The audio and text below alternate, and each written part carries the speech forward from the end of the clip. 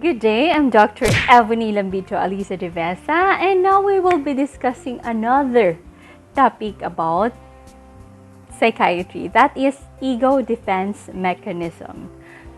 So what ego defense do you use? So I will be introducing different ego defense, and let me know or comment below if what kind of ego defense do you use. So first, we will telling you about actually ego defense. You may not be able to know that you are actually using that kind of defense. So for example, repression, okay, that means an unconscious, okay, unconscious mechanism in order to stop those disturbing information, memories, or events that is actually bothering you and or threatening you, okay. So repression. So most of the time, our anxiety or our usually anxiety can be due to this kind of ego defense mechanism, which is repression. Okay, repression. Okay, it's unconscious. It's the opposite of suppression. When we say we suppress, okay, we consciously do that, okay. We suppress those anger, those sadness, those memories, those thoughts, okay. We suppress. We consciously do that, okay. That's the opposite of repression, okay. Suppression, okay. We suppress, okay. For example, me, if I'm angry with things, okay, with people, okay, I have to suppress it in order to focus on my activities, on my job, on my task to do, okay. So I suppress that, okay, those emotions, okay. That's an example. Another ego defense mechanism is denial. Most of us actually have undergone or used that ego defense mechanism, which is denial. So like for example, for me, during a grieving process, for example, when my father died before, we have undergone that dabda, okay, denial, okay. I am in denial that this is happening to my father. I am denial that he is actually sick. Or for example, I cannot accept it, okay. I'm in denial. I still can't, okay. Oh, really? This is no, something like that, okay. Why na siya kakatabo, okay. Hindi to nangyayari. Parang ganun. You go on with your life na parang wala lang. Kasi you're still in denial, okay. Yon. Another ego defense mechanism is projection. So you project. Most of us may not be aware of this. So for yung example ng projection is pinoproject, okay, na ina-attribute natin yung feeling, yung emotions na yon, yung thoughts na yon to other people. Like for example, you hate someone, you hate that person because he is maarte, she is maarte, she is, she is popular, she is not, you hate a lot of things about her, okay. Then you project, okay. You tell to other people, okay, she hates me, okay. Even though you are the one who hates that person, you tell them that she hates you, okay. Because our superego tells us this is not acceptable. Yung hate mo, yung hatred mo towards that person is not acceptable. So you use ego defense mechanism that the opposite, no? Instead of you saying you hate her, you tell them na she hates you, okay. You project, okay, those feelings you project. Okay, another one, I have discussed repression, suppression, projection, okay, denial, okay. Next is displacement, okay. So displacement, ito yung usually common at work. Pwede din at home, but for example at work, okay, you're satisfying an impulse like aggression to a substitute object. Like for example, you hate your boss or you hate your employer, but you cannot slap him in the face, you cannot punch him, okay? You cannot do that, okay?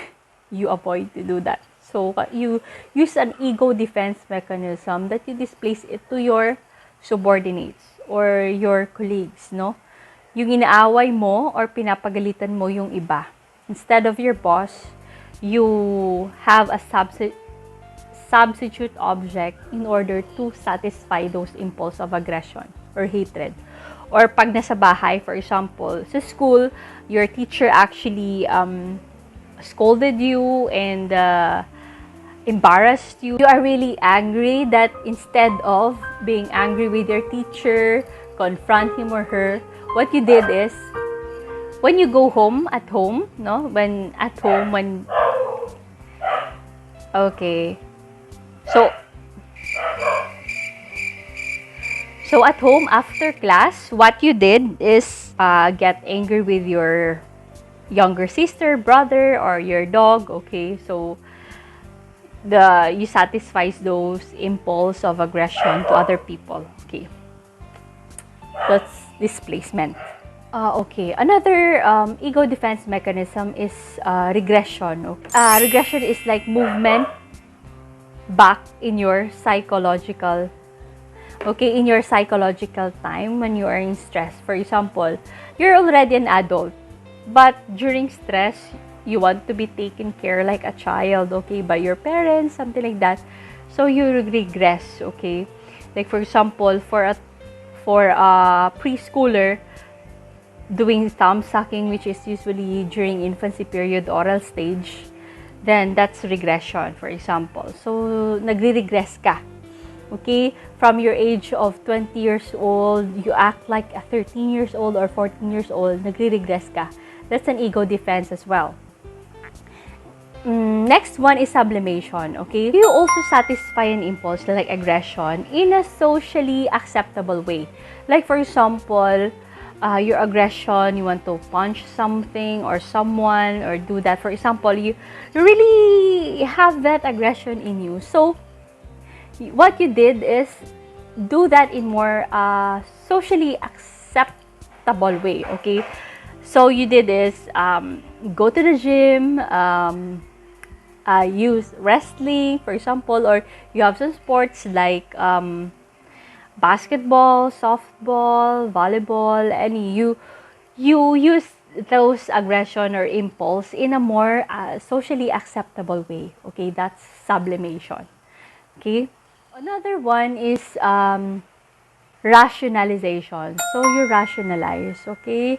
So, like for example, if you did something and pinagalitan ka, no? For example, you rationalize, you make excuses. Okay, ginawa ko to kasi para naman sa inyo. Ginawa ko to kasi makakabuti naman. You know, you rationalize, you give excuses for that action. Okay, rationalization. We usually do that, okay? Diba?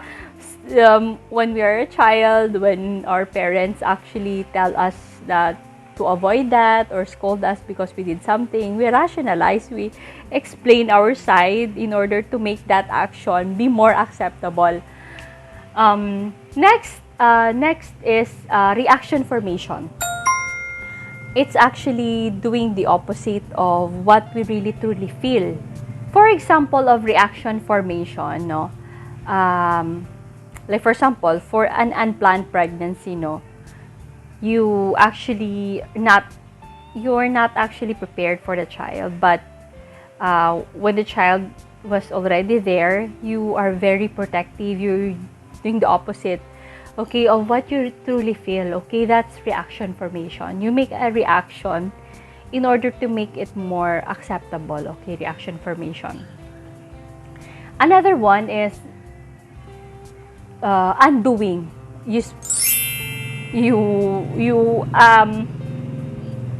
You can see that those people who lose their integrity are actually using undoing. So when we say undoing, you're actually doing, like for example, you're doing bad things, okay?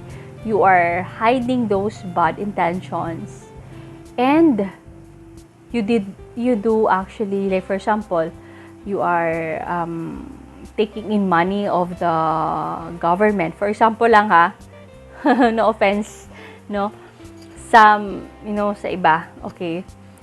Like, you're actually a corrupt official or something like that, but you do charity works, okay? You're undoing, okay?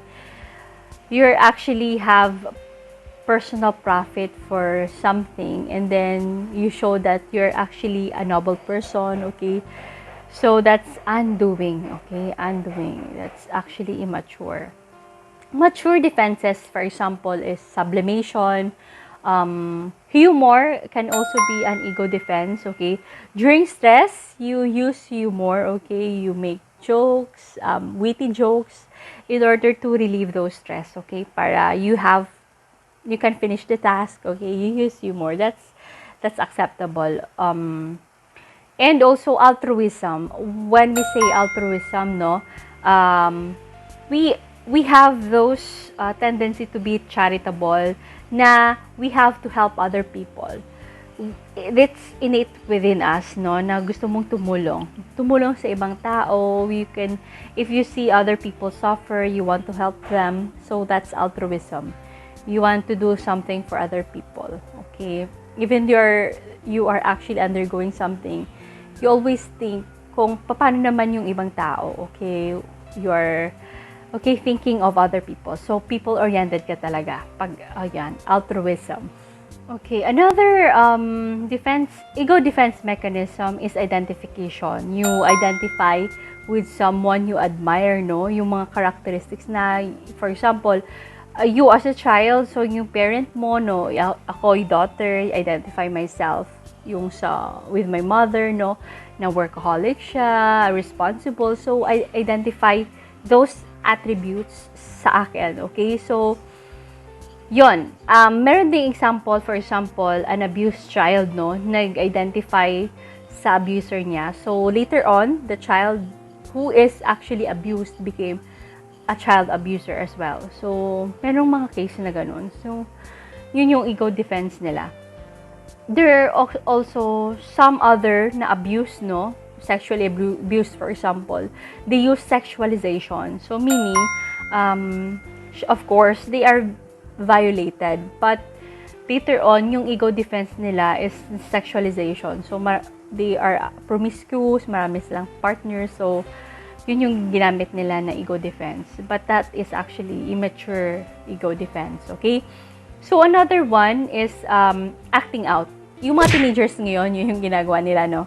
Na pag may sinabi sa kanila yung parents, they'll just gonna nod and then act out lang yung anger nila, magdadabog, parang ganun, acting out, okay? Those is actually acting out, no? Ayaw nila, na-force sila na gawin yung mga bagay, so they don't say a thing, akala mo okay lang, pero yon, nagdadabog na pala, may ginagawa ng hindi maganda, okay? They actually throw things, or yon, they act out talaga yung emotions nila. Another defense mechanism is intellectualization. So for example, you are remembering an event, and this time wala nang emotions. You're just telling those the people, okay, you're telling those people about what had happened, pero hindi na yung wala ka ng emotions na nafe-feel. So dinidescribe mo lang yung event, okay?